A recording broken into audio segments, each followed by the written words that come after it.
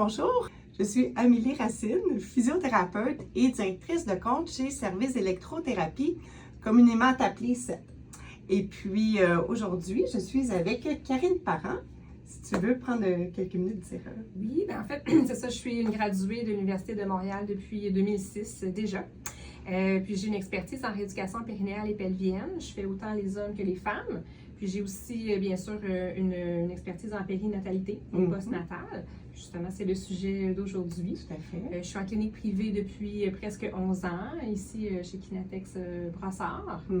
Et je suis super contente de participer à ton entrevue aujourd'hui. Merci beaucoup pour de bien vouloir participer à notre beau projet. Alors, aujourd'hui, on reçoit Karine parce que on a notre thématique mensuelle du mois de juin qui va porter sur les douleurs musculo-squelettiques en lien avec la grossesse. Donc, souvent avec la grossesse, on va plus parler de troubles hormonaux, puis plus rarement, on va parler des douleurs en lien avec le lombaire, la sciatique, les douleurs pelviennes. Et puis, avec Karine, aujourd'hui, on va aborder cette question-là. Merci beaucoup. Alors, on va commencer par notre toute première question. Bien sûr. Je vais le lire quand même. Donc, Karine, la grossesse entraîne de nombreux changements physiques. Mais pourquoi certaines femmes souffrent-elles davantage de douleurs musculo-squelettiques que d'autres? Est-ce qu'il existe des prédispositions ou des facteurs particuliers qui influencent cette vulnérabilité-là? Bien, en fait, oui, c'est sûr qu'il peut y avoir certains facteurs. Par exemple, un certain type de posture déjà préexistante. Il y a des femmes qui, déjà dans leur posture, ont beaucoup de courbes lombaires. Puis, en effet, avec la grossesse, avec le poids du bébé, bien, la courbe va être accentuée. Donc, ça peut être un facteur. La scoliose aussi. Alors, pour les gens qui connaissent moins ça, c'est un peu le S au niveau de la colonne. Puis ça, c'est pas tout le monde qui savent qu'ils ont une scoliose. Non, en effet. À moins d'être vraiment en grande scoliose qui a été diagnostiquée lors de l'enfance ou plus de l'adolescence en fait. Mais il y a beaucoup de gens qui ont une petite courbure et qui ne le savent pas nécessairement. Donc, ça peut faire en sorte qu'on a un peu la symétrie au niveau du bassin, par exemple. Donc, ça peut déclencher un petit peu plus de douleurs musculo-squelettiques. Est-ce qu'on pourrait croire que la grossesse puisse faire augmenter cette scoliose-là? Je ne suis pas certaine, par exemple, que ça vient augmenter la scoliose chez l'adulte, étant donné que c'est plus au niveau de l'adolescence qu'il va y avoir un changement au niveau de la scoliose possible. Mais clairement, ça va changer les forces de pression, la posture, donc ça va avoir un impact.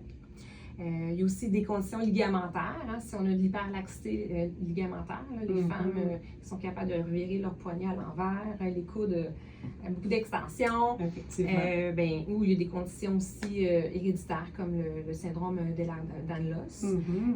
Donc, c'est sûr qu'avec la relaxine dans le sang, qui fait en sorte justement qu'il y a un relâchement ligamentaire, ça peut augmenter encore plus l'hyperlaxité. Donc, en fait, moins de stabilisation au niveau des articulations. Qu'est-ce que c'est ça, la relaxine dans le sang? Oui, alors c'est une hormone en fait qui est sécrétée durant la grossesse, puis qui vient aider justement à relâcher les ligaments, leur donner un petit peu plus d'élasticité. Puis c'est une hormone super importante justement pour l'accouchement. Parce que si on a un bassin qui n'est pas capable de bouger, de s'ouvrir, c'est plus difficile de faire passer un bébé. Donc la relaxine est une hormone essentielle. Donc, tu as parlé de la courbure naturelle qu'on a dans le bas du dos, scoliose connue ou non, les hormones en lien avec la relaxine. Est-ce qu'il y a d'autres facteurs qui peuvent avoir un impact? C'est sûr que si aussi on est connu pour avoir déjà eu des blessures musculo-squelettiques dans le passé, on peut penser à une athlète de haut niveau, par exemple, qui a eu plusieurs bursites, peut-être un petit peu de dégénérescence au niveau de l'articulation déjà. Et là, on ajoute à ça la grossesse avec la prise de poids, la relaxine. Mais oui, ça peut venir peut-être augmenter ou raviver une douleur qui était peut-être disparue. Donc, ça peut être un autre facteur de risque. Les femmes qui ont déjà beaucoup de faiblesse musculaire, de la sédentarité, ça nous prend des bons muscles pour supporter ce changement de posture. Donc, ça aussi, ça peut être un facteur. Puis, c'est ça, il ne faut pas oublier que durant la grossesse, on prend du poids, ce qui est absolument normal. Mais clairement, ça va avoir un impact sur le système musculo-squelettique. Donc, je comprends aussi qu'il y a des facteurs avant la grossesse qui peuvent avoir un impact sur comment on va gérer les douleurs ou les inconforts musculo-squelettiques pendant la grossesse. Absolument. C'est pour ça que quand on fait notre questionnaire, quand on reçoit nos patientes, on passe au travers un long questionnaire pour vraiment connaître la personne, connaître son historique, puis savoir aussi c'est quoi notre pronostic. Est-ce qu'on est certain d'avoir un pronostic de récupération très bien versus on est un petit peu limité parce que tu as déjà de l'ostéoarthrose de la hanche, etc. Donc, ça nous donne un petit peu notre temps de match. J'imagine quelqu'un qui fait plus d'activité physique avant la grossesse ou une femme qui déciderait de commencer à faire l'activité physique pendant la grossesse aussi, ça va avoir des impacts. Absolument, absolument. Merci beaucoup. Deuxième question.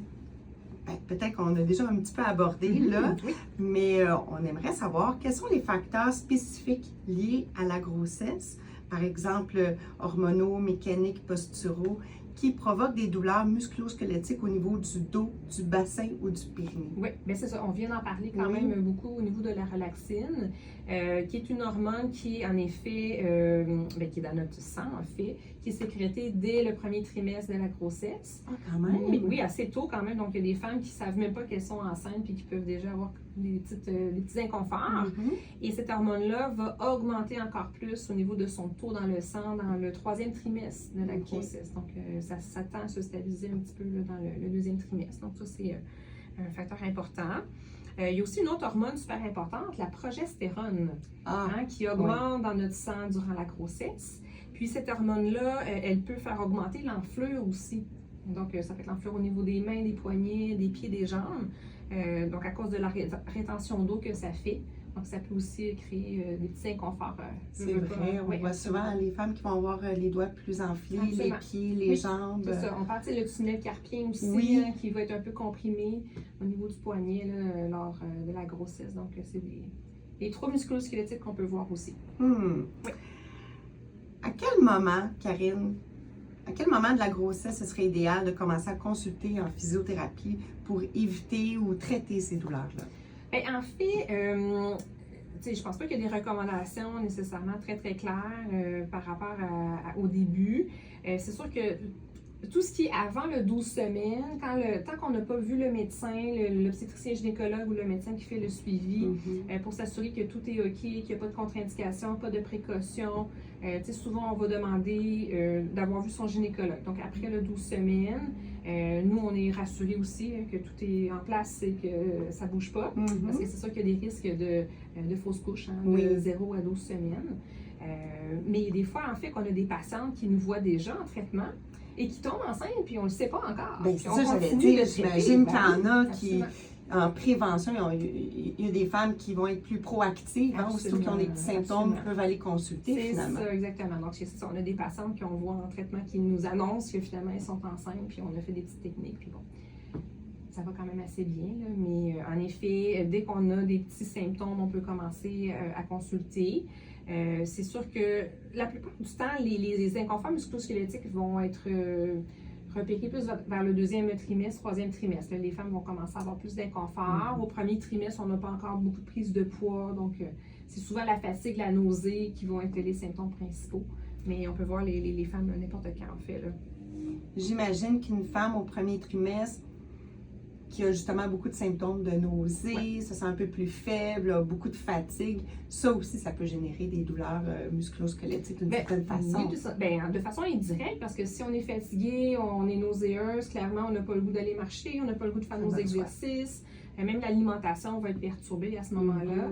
Donc, tu sais, c'est ça. Le 1er trimestre, c'est souvent le trimestre un petit peu plus difficile, puis on ne se tape pas sur les doigts non plus. Hein. On s'occupe de soi, on prend soin de soi. Puis au 2e trimestre, des fois, on a le petit regain d'énergie, donc on peut recommencer nos activités physiques. Là. Puis on n'en a pas trop parlé non plus, mais il y a beaucoup d'autres facteurs, donc plus psychosociaux qui peuvent entrer en ligne de compte selon le contexte du début de grossesse. Le contexte familial aussi, tout ça peut, l'anxiété qui est générée, donc pour certaines femmes, ça peut aussi entraîner d'autres symptômes, dont des douleurs. Absolument, aussi, parce qu'on le sait, le stress amène plein de changements dans notre système nerveux, immunitaire aussi, on va avoir peut-être des tensions. Quand on est très stressé, on le sait, des fois le cou, les épaules, on est comme tout crispé. Ça peut contribuer. Oui. Donc, en effet, le stress, l'anxiété, la fatigue peut contribuer aux tensions musculaires puis aux douleurs musculo-squelettiques. Tu as raison. Donc, de ce que je comprends de ma question, on pourrait commencer la physiothérapie à tout moment au courant de la grossesse. On n'a pas nécessairement besoin d'une référence d'un médecin ou d'avoir une confirmation du médecin. Aussitôt qu'on ressent ces symptômes-là, on pourrait aller demander une consultation en physiothérapie. Puis c'est au gré de la relation entre le physiothérapeute puis la patiente qu'on va déterminer si c'est pertinent de poursuivre ou pas. Absolument. Donc, c'est ça. C'est important de savoir qu'on est en accès direct. On n'a pas besoin d'une prescription du médecin. Puis c'est sûr que nous, avec notre responsabilité professionnelle, en questionnant la personne, si jamais on a un petit doute de quelque chose, bien clairement, on va demander au médecin s'il y a une précaution, une contre-indication. Mais la plupart du temps, on peut prendre en charge à peu près toutes les patientes. C'est sûr que, bien sûr, il y a des contre-indications quand on a des saignements, on doit être alité. À ce moment-là, on ne voit pas les patientes en physiothérapie, mais le médecin va être clair avec nous là, dans le plan de traitement qu'on met tout en suspens. Là, mais à part ça, on peut voir tout le monde. C'est intéressant. Oui. Je continue. Est-ce que c'est toutes les femmes enceintes, justement, qui doivent consulter un professionnel en physio, peu importe, même si elles n'ont pas de douleur spécifique? Qu'est-ce que tu en penses? C'est une bonne question. Oui, mais moi, je dirais que oui. Oui, moi aussi. On a envie de voir toutes les femmes, en fait, qui sont enceintes. On est toutes les bienvenues. Bien Hein? sûr, Oui. il y a un aspect super important si on vient consulter en prévention. Puis en fait, tu sais quoi, dans mes statistiques, dans les dernières années, j'ai de plus en plus de femmes qui viennent en prévention. C'est Oui, intéressant, absolument. ça. Avant, on les voyait vraiment parce qu'elles avaient des problématiques. Puis là, il y a un peu la recrudescence, on entend parler sur les réseaux sociaux oui. de faire de la rééducation périnéale. Donc, j'ai des femmes qui arrivent, qui s'assoient devant moi et qui me disent, mais j'ai pas de problème, je vis ça en prévention, on me dit que c'est important de venir. Donc, ça, c'est vraiment génial. Wow! Et moi, ce que je trouve le plus important, c'est de pouvoir faire l'éducation à cette femme, surtout si c'est une première grossesse, mais peu importe, que ce soit bébé 2, bébé 3, on a toujours des choses à apprendre. Donc, quand on connaît bien son corps, les changements de l'anatomie, les problématiques qui peuvent survenir, on donne le pouvoir à la personne, le fameux empowerment. Comme on dit, savoir, c'est ce qui amène justement le pouvoir ou plus de confiance en soi. Absolument. Ça permet de planifier, de mieux organiser ce qui s'en vient aussi. Oui. Fait que... Diminuer le stress, diminuer l'anxiété, avoir les outils pour s'il arrive une situation, ben je sais quoi faire, j'ai des étirements, j'ai du renforcement. Un filet de sécurité. Exactement. Ouais. Et moi, ce que je vois, c'est en effet beaucoup de plus de confiance au niveau de la grossesse. Puis le postnatal aussi est différent. Tu sais, les femmes, ils me disent souvent hey, tu m'avais dit telle affaire, puis oui, finalement, c'est ça qui est arrivé, mais là, je savais quoi faire. Fait que je pense qu'il y a quelque chose de très aussi. C'est comme si un support, un soutien. C'est comme s'il y a un nouveau rôle en physiothérapie qui est en train de se développer, puis qu'on prend encore plus de place dans le volet prévention. C'est super intéressant. On fait de l'accompagnement. On fait vraiment de l'accompagnement durant la grossesse.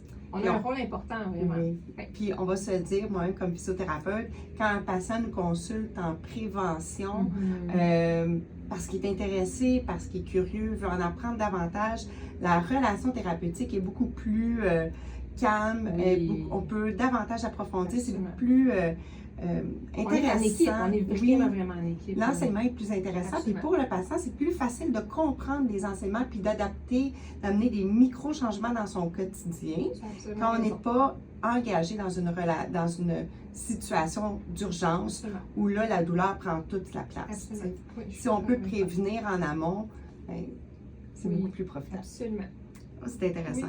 Fait que c'est bien de savoir qu'on puisse faire ça aussi, même dans une condition de grossesse. Je pense que ça, il y a une dizaine d'années, on parlait moins de la prévention aussi. Il y a 10 ans, on commençait, en fait. Ça fait longtemps qu'on en parle de la prévention. Qu'on veut prendre notre place. On veut, exactement. Mais là, je pense qu'on est vraiment dans un... Je pense qu'il y a une coupure entre le avant-pandémie et le après-pandémie. On voit une différence au niveau des clients. Oui, définitivement, les gens, ils veulent... avoir une qualité de vie, là. C'est intéressant. Oui. Dis-moi donc, Karine, quels seraient les bénéfices d'une prise en charge, on en a un peu parlé, quels seraient les bénéfices d'une prise en charge précoce des douleurs musculo-squelettiques pendant la grossesse, sur l'accouchement et sur la récupération postpartum? Oui, mais c'est ça. Donc, il y a beaucoup le rôle de l'éducation, il y a tous les exercices appropriés et surtout personnalisés pour sa condition. Parce qu'encore une fois, sur les réseaux sociaux, c'est facile de trouver des programmes d'exercice, ça. Mais est-ce que c'est applicable à ma condition ou est-ce que c'est plus généralisé? Puis il y a beaucoup de désinformation. Avec cette abondance d'informations-là, il y a beaucoup de raccourcis qu'on entend là, sur les réseaux sociaux. Donc, le fait de bien se faire évaluer physiquement, on a notre liste de problèmes, on a notre plan de traitement, donc le service il est vraiment personnalisé. C'est pas une recette qu'on donne à tout le monde avec le même programme d'exercice. Donc ça, c'est vraiment un avantage. Tu l'as mentionné, là, prendre en charge les douleurs musculo-squelettiques durant la grossesse, ça c'est important.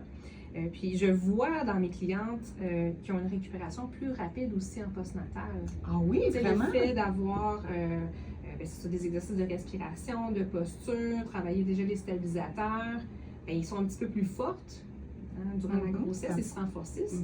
Donc la récupération, elle est plus facile, j'ai l'impression. Ah, ça fait du sens. Oui, ça fait du sens. Est-ce qu'il y a un impact sur le processus d'accouchement aussi? Là, c'est sûr que c'est une question un petit peu à double tranchant, parce que ça serait super de dire oui, toutes les femmes qui passent en physio, il y a des choses qu'on ne peut pas planifier. Il y a des choses qu'on ne peut pas contrôler, tu sais, la position du bébé, la grosseur du bébé. En effet, il peut y avoir des petites complications qu'on n'a pas prévues. Puis des fois, on s'en va en césarienne au final. Mais nos études scientifiques, surtout en rééducation périnéale, les études scientifiques nous démontrent que d'avoir un plancher pelvien qui est plus fort peut faciliter la phase de poussée, donc réduire le temps de la poussée. Puis on ajoute aussi toujours l'assouplissement du plancher pelvien qui peut nous aider à prévenir un petit peu les déchirures. Puis encore une fois, c'est le empowerment, le pouvoir qu'on donne aux femmes. Donc le plus on connaît sur la physiologie de l'accouchement, les positions, les types de respiration. À date, il n'y a personne qui me dit « Écoute, j'étais vraiment déçue, c'était catastrophique. Au contraire, tu m'as donné des informations. Oui, finalement, j'ai déchiré au 3e degré, mais j'ai quand même eu un super bel accouchement. » Donc, tu sais, le feedback qu'on a des patientes là, est quand même assez positif, là, malgré que des fois, ça ne se passe pas exactement comme on voulait. Donc, oui. J'imagine que le processus de réadaptation, le moment qu'on consulte en physiothérapie permet justement de discuter de ces possibilités-là aussi. J'entends de plus en plus que des femmes, en vue de leur accouchement, vont préparer je peux dire des scénarios. Oui, mais des plans d'essence. Voilà. Oui, un plan c'est un bon mot. Oui, exactement. Donc, un plan d'essence, qu'est-ce que c'est en fait? C'est un petit peu un wish list, si on veut. Parce que la fois, ce qu'il faut savoir, c'est quand on s'en va accoucher, que ce soit en maison de naissance ou à l'hôpital, c'est toujours, il faut respecter le consentement libre et éclairé de nos clients. Tu sais, je veux dire, on a la maman qui accouche, on a son partenaire, peut-être une tierce personne. Si la personne accouchant veut absolument pas d'épidural, veut avoir le moins de, comment je dirais ça, des interventions médicales, bien, on doit le respecter, surtout s'il n'y a pas de conditions d'urgence. Donc justement, on en parle beaucoup. Ça leur donne des idées, ils font des petites recherches sur Google, des fois ils trouvent des plans de naissance, des exemples de plans de naissance, puis ils sont capables de... c'est bon. Absolument. Donc, puis souvent, on va rencontrer le conjoint. On invite le conjoint à venir nous voir, puis on fait un petit enseignement là, par rapport à tout ça. Parce que pendant l'accouchement, j'imagine, parce que je ne l'ai pas vécu, ça peut aller très vite. Absolument. Fait que si certaines de ces choses-là ont été discutées en amont, bien, c'est beaucoup plus facile de prendre une décision éclairée, comme tu l'as bien nommé, quand on a les informations en tête. Absolument. Puis pour ça, il faut avoir eu l'opportunité d'en discuter avec un professionnel de la santé. Là, je comprends que les physiothérapeutes, on est vraiment bien formés pour pouvoir discuter de toutes ces possibilités-là. Absolument, absolument. Très intéressant. Oui. Est-ce qu'on pourrait dire aussi que l'accouchement, c'est comme l'événement pour lequel on se prépare pendant 9 mois? C'est comme si on était en entraînement pendant 9 mois. Puis pendant cet entraînement-là, on a marathon. Voilà.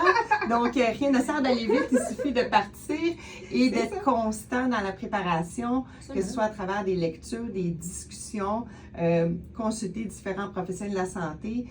Aujourd'hui, on parle de la physiothérapie, mais ça pourrait être avec d'autres professionnels de santé aussi. Donc, l'idée, c'est de cumuler plein d'outils comme ça qui permet à la maman de bien se préparer. Des outils, des connaissances, on se prépare avec notre petit bagage, puis advienne que pourra. C'est sûr qu'on ne peut pas tout contrôler, mais c'est vraiment une préparation à long terme. Puis aujourd'hui, on ne parlera pas nécessairement d'allaitement, mais c'est aussi de se préparer à l'allaitement. De plus en plus, les femmes sont conscientes, mais on met encore beaucoup de focus sur l'accouchement, puis très peu sur l'allaitement. Puis là, c'est des fois qu'on peut avoir des petits enjeux, des petits obstacles. Donc, on en reparlera. Comme tu dis, effectivement, je l'aborde pas trop parce que ce serait sujet à une autre discussion. Je poursuis. On avait d'autres belles questions pour toi, Karine. Donc, est-ce qu'on peut réellement préparer son corps aux changements musculo-squelettiques qui sont liés à la grossesse avant même de commencer à ressentir de la douleur? Absolument.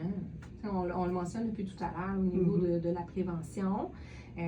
Parce que sûr, dans le premier trimestre, on n'a pas encore un grand changement de posture, mais éventuellement, le centre de gravité va être amené vers l'avant, ne veut pas. Plus le bébé grandit, plus le diaphragme, qui est le muscle de la respiration, bien, il y a moins de place pour bouger. On est un petit peu plus pris dans notre cage thoracique. Donc, on est plus raide aussi au niveau de la cage thoracique. Donc, on peut aller faire des exercices justement de posture, de respiration, de mobilité, faire des étirements musculaires, du renforcement musculaire. Et beaucoup, on entend le terme core, hein, les stabilisateurs internes, qui sont les muscles profonds, qui sont responsables de notre posture, puis de la gestion des pressions intra-abdominales qui changent quand on bouge, quand on éternue, quand on court après notre petit de 2 ans.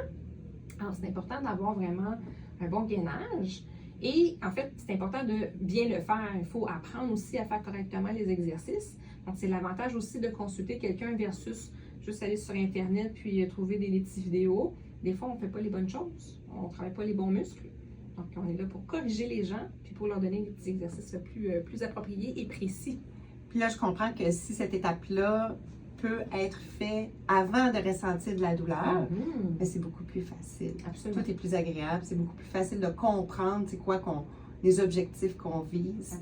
Puis c'est plus agréable de les reprendre aussi dans le quotidien. Absolument, oui, c'est ça. Et comme bon humain, quand ça va bien, on a tendance à moins faire nos exercices. Puis là, les petits inconforts reviennent, bien OK, on va ressortir notre programme.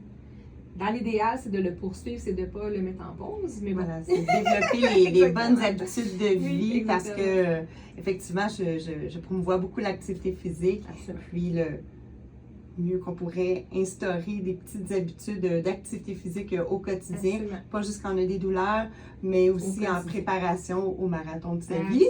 Puis, pour le après aussi, parce que c'est petits bouts de chou-là, éventuellement, vont se mettre à courir puis à sauter partout. Mais même avant qu'ils courent partout, juste de tenir un petit bébé. C'est vrai. Tu sais, ça a l'air de rien, mais promenez-vous avec un 7 livres, 8 livres, 10 livres toute la journée dans vos bras. Qu'est-ce qui se passe? À la fin de la journée, on a mal dans le cou, on a mal aux épaules, on a mal dans le dos. On n'est pas préparé à ça. On se dit, un bébé, c'est léger. En tenant bébé, mais avec la tête penchée, en donnant des soins. Absolument. Effectivement. Donc, c'est quand même un workout qu'on ne s'attendait pas nécessairement à avoir. Fait que c'est un entraînement de tout le corps, si je voilà. comprends bien. On achève. Karine, j'aimerais savoir, est-ce qu'il y a des erreurs... en fait, c'est quoi les erreurs les plus fréquentes ou les idées reçues que les femmes ont lorsqu'il s'agit de la gestion des douleurs qui sont liées à la grossesse? En fait, il y en a quelques-unes que j'entends souvent. La première, ça serait « Ah, si tu as mal, il faut arrêter de bouger. » Oui. Faut que tu te reposes, assois-toi, arrête d'en fasses trop. Arrête d'en faire trop, puis bon. Même qu'il y a des risques pour le bébé. Absolument. Donc, c'est faux de bouger, d'aller marcher, de faire l'activité physique. Encore une fois, bien sûr, ça nous prend le hockey médical parce qu'on peut avoir des contre-indications médicales, mais quand tout va bien au niveau de la grossesse, c'est encouragé de continuer de bouger, autant pour la santé de la maman que pour la santé du bébé. Donc, ça, c'est super important. Puis, des fois, on entend aussi la femme qui va en parler à son médecin traitant qu'elle a des douleurs musculo-squelettiques, puis la réponse qu'elle a, c'est « c'est normal, t'es enceinte, endure, puis ça va partir après l'accouchement. » Donc, comme s'il n'y avait pas de solution, comme s'il n'y avait pas de l'aide qu'on peut apporter à ces femmes-là. Puis en fait, c'est faux. On n'est pas obligé de rester avec notre douleur de sciatique, par exemple, ou n'importe quelle douleur qu'on pourrait avoir. Il y a plein de choses qu'on peut faire. De la massothérapie, porter une ceinture sacro-iliaque, donner des conseils par rapport à comment bouger, comment sortir du lit. Donc, on n'est pas prisonnière de nos douleurs. On peut consulter pour avoir des conseils. Puis là, dis-moi, c'est sûr que moi, représentant service d'électrothérapie, pour lequel on a un appareil qu'on estime génial là, pour traiter les douleurs, pour des conditions de grossesse, on va parler de l'appareil EVA. Qu'est-ce que tu en penses? Est-ce que c'est quelque chose qui pourrait être utilisé? Absolument. Donc, c'est un outil vraiment complémentaire à ce qu'on fait avec nos mains, puis ce qu'on fait au niveau de l'éducation. Donc, ça nous permet justement de gérer à la maison avec notre programme d'exercice, faire de la gestion de la douleur, que ce soit durant la grossesse, pendant la période de l'accouchement aussi, pour essayer de gérer. Si quelqu'un ne veut pas nécessairement avoir une épidurale, on peut aller placer nos petites électrodes, avoir notre petit courant électrique, puis nous changer un petit peu les idées par rapport à notre douleur de contraction. Puis on peut s'en servir dans la période postnatale aussi, Ah oui, hein? justement par rapport à certaines douleurs de cou, d'épaule, au niveau de l'allaitement, les crampes aussi, qui pourraient ressembler un peu aux crampes menstruelles quand l'utérus se contracte pour reprendre sa place. Tout à Alors, fait. c'est des douleurs qui peuvent être gérées pas seulement par la pharmacologie, les médicaments, C'est ça. on peut y aller avec d'autres alternatives. Donc, autrement dit, là, l'appareil EVA peut être utilisé là, pour faciliter la gestion des douleurs. Absolument. Comme tu l'as dit, en complément avec des recommandations physio, des exercices, mais on peut espérer diminuer la prise de Absolument. médication. Absolument. Puis pendant la grossesse, juste pour amener une spécification, on peut l'utiliser à partir du 3e trimestre. Mhm. Fait que aussitôt qu'on est rendu en 3e C'est trimestre, ça. s'il n'y a Il y pas a de moins de contre-indication, on pourrait utiliser les électrodes là, dans la région Exactement. lombaire Oui. pour soulager les douleurs. Absolument, absolument. Puis je Mais on peut comprends s'en aussi- servir par contre pour les Oui, signes carpiens Ouais. à n'importe quel moment de la grossesse. Là, ça, c'est une contre-indication par exemple. Donc, oui. Fait que c'est un beau moyen. Bien sûr, bien sûr, bien sûr. génial. Et pour terminer, est-ce que tu aurais des conseils pratiques pour les femmes enceintes qui souhaitent éviter les douleurs musculo-squelettiques qui sont plutôt courantes là, durant la grossesse? Ben, en fait, je pense que ça fait un petit wrap-up de tout ce qu'on vient de dire au niveau de l'entrevue. Tu sais, de continuer de bouger, de bien manger, de boire suffisamment parce que c'est vraiment les nutriments qu'on a besoin aussi pour la santé de nos cellules. Oui. Donc, c'est super Pour important. créer un autre petit être humain. Hein? Absolument. On Oui. est en train de construire un petit être humain. Puis de ne pas se gêner de consulter justement des professionnels de la santé. Aujourd'hui, on parle de la physiothérapie, mais ça peut être de la massothérapie, de l'acupuncture. Mhm. Donc, il y a vraiment plein de professionnels qui ont des expertises en périnatalité puis qui peuvent aider les femmes autant dans la prévention que pour la gestion des douleurs et des problématiques. Ben, c'est génial. Merci beaucoup, Karine. Merci. C'était très agréable. Je pense que ça va intéresser autant les femmes qui sont déjà en grossesse que les femmes qui planifient l'être. Ou même si on n'est pas dans ce contexte-là, des fois, on a une curiosité de Absolument. mieux comprendre le corps humain. Alors, merci, Karine, de nous avoir aidé Ça à fait mieux plaisir. comprendre cette sphère de la vie. Merci et on se revoit bientôt, j'imagine. Oui, assurément. Merci beaucoup. Bye bye.